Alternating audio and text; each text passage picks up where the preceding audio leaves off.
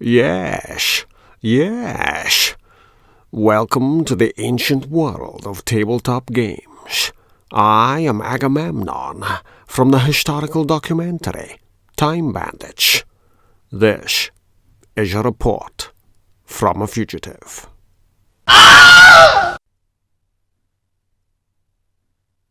You write what you write, and that's that. When your story reaches a natural or supernatural conclusion, kill it off. Stake it, in the case of the supernatural ending. When is a piece of writing finished? Depends on what you're writing. A lean novel is cooked at 75,000 words. An extra 25,000 on top of that is pudding. Make sure it isn't mere froth. In cinema, a page of script is a minute on the screen. Your 900-page epic on the life of a coffee shop has too much life in it. Cut to the bone, or to the coffee bean, to the chase. When the writing is just a little over, circumcise it. After all, you aren't the one feeling the pain, and if you are, you're doing it wrong. I think we're belaboring the imagery if I say an editor should develop a thick skin. Down in the world of the very short story, how much should you write? I considered this when writing video scripts. It's no secret that this blog was modelled on radio, specifically on what the journalist Alistair Cook managed in decades of weekly broadcasting. I wouldn't always write to a minimum limit. Life gets in the way. But when I did write to a limit, hell, that limit was at least 1,500 words. Yes, I'd write more than that. I am, after all, a wordy cove. Wordy Cove was the first choice a title for Murder, She Wrote. And that is a TV fact. Now I make videos that run around 10 minutes on YouTube, and writing 1,500 words covers the time nicely. There's room for a pause or three. But 150 words should cover a minute of audio without difficulty. Pacing is important. What the hell am I doing, though? I come up with a story. There's a topic worth considering. Just exactly what the hell are dice, anyway? I'll lay out a few items I want to talk about, and I'll think about filming with particular camera setups and certain props. The story takes shape. There's a lot of research. If I'm backing up a point from my own experience, that's standard. It's folly to discuss matters outside your experience as if they are inside it. So yes, start with what you know. And double yes, do your research in case what you know is blatantly bullshit. It's true that I pepper these video talks with board gaming and role-playing facts you won't find anywhere else. I hope it is obvious that when I describe something as a gaming fact, I am, to use a technical term, taking the piss. What consumes the time? Research. With the research done, it's time to write up a script. For the most part, I'll write first and film later. Then I'll edit the footage to match the audio recording. Sometimes I'll film first and then construct a story around the footage. It's useful to see how much footage there is and plan a chunk of writing accordingly. Whether the tail wags the dog or the dog wags the tail, from a distance, you still see a four-legged animal. It little matters which process comes first. Script meets film and editing regardless. I say that, but it isn't entirely true. Rarely I've recorded the audio track without a script. This calls for a chunk of audio editing as well as the film work, and I hardly ever take this approach. I'll return to the topic in a moment. My first video script was 1,200 words, a little on the short side, but the video was a quarter of an hour long.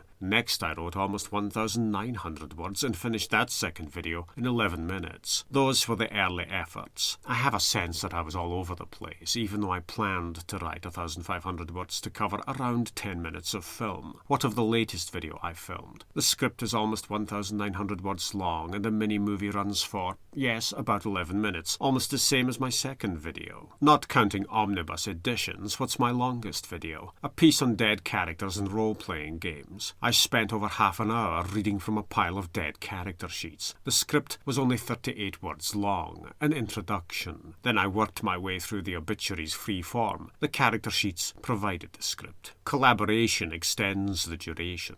For a video on Tourette syndrome in gaming, I wrote 1,900 words, but the additional footage by Melissa Seawater, my collaborator, took the finished video to 23 minutes. Speaking of footage, how much do I film? I expect to film twice as much material as I use. That doesn't mean the footage is ignored. For a shot of a prop, I'll film for 12 seconds to be sure of getting 10 seconds I can use. To match that shot to the audio, I'll cut the scene down to 5 seconds. Yes, I've seen videos by people who put one image up for the duration of their talk, but I can't do that. Running a shot for half a minute feels like eternity. What method do I favour? Writing the script and then filming the video, knowing what I'm aiming for and matching visuals to the audio. Then I can go daft in the editing. Exceptionally rarely, I'll have to cut part of the script after the fact. It'll occur to me that a vaguism has crept into the narrative and it has to go. The audio is edited, mostly to remove coughs and splutters, but I seldom edit the audio when it is matched to the video track. You'll have that awkward moment in which you realise what you are saying isn't what you thought you meant to imagine you'd believed you were rumoured to have planned all along. In short, you realise you're talking utter bollocks. If I talk utter bollocks in a published video, that's my problem. I haven't taken a video down yet. For legal reasons, you must be aware of legal reasons. So where do we stand in all this? If I'm giving advice for beginners making videos, start with story, research. Write your script. As a very rough guide, aim for 150 words per minute of film. I record the audio separately so that I can cut from one point to the next using a visual shift. How long does it all take? It takes for absolutely ever. I write these scripts in files with single spacing, wrapping up 1,500 words on the third page. The typing itself doesn't take long, but the research that leads me there lasts forever. Plus 1 day. In terms of reading the script aloud, I'll speak for around 12 minutes when delivering a 10-minute talk. 2 minutes disappear in audio editing when I cut the long pause before the sneeze, an aftershock of a sneeze, blowing my nose in as undignified a manner as I can manage, and a long pause as eye-watering settles down. I also fluff lines, and I pause while I scroll another screen full of dialogue into position. Occasionally I wait for a noisy aircraft to half-fly overhead. With audio in the bag, I almost always immediately edit that file. If you record at the top of the hour, you'll use a quarter of that hour nailing the basics down by the time you start to edit. When the audio is unusable, and that's a blue moon event, it's back to the microphone with adjustments. Editing audio for a minute adds 2 minutes to the process. Grab your starting duration and triple it. Don't be surprised if you take a whole hour to record and then edit your 14 minutes of waffle down to a 10-minute talk. Video production is glacial. I'll know from the number of words and the stacking of props that I'm in for a long video recording session. The video on cardboard screens for role-playing games has a script that's 4,700 words long. If we're strolling through audio at the rate of 150 words a minute, you'd expect to make a video that runs 31 1/3 minutes according to the mystical calculations. In the end, I recorded 37 minutes of footage for a video edited to last a shade under 30 minutes. The estimate worked out more or less in that case. There is a sense when making longer videos, recording longer audio sections, that you'll pace yourself well enough once you're into the swing of things. It's the shorter videos you'll rattle through, runaway train style, burning up your script at a ridiculous rate of knots. I avoid super short videos. If the script is a third shorter than usual, the finished video is half length instead of a third shorter. With fewer words in play, there's far less scope for the dramatic pause. All you can do is rattle through. I learned that from listening to radio. Up to a point, silence on radio is definitely dramatic, then deafening. And after that, you reach for the switches to see if your radio stopped working. That thought carries me across the 1,500 threshold. How long would this blog post last if I converted it into a video? Let us find out. I'll add it to the queue.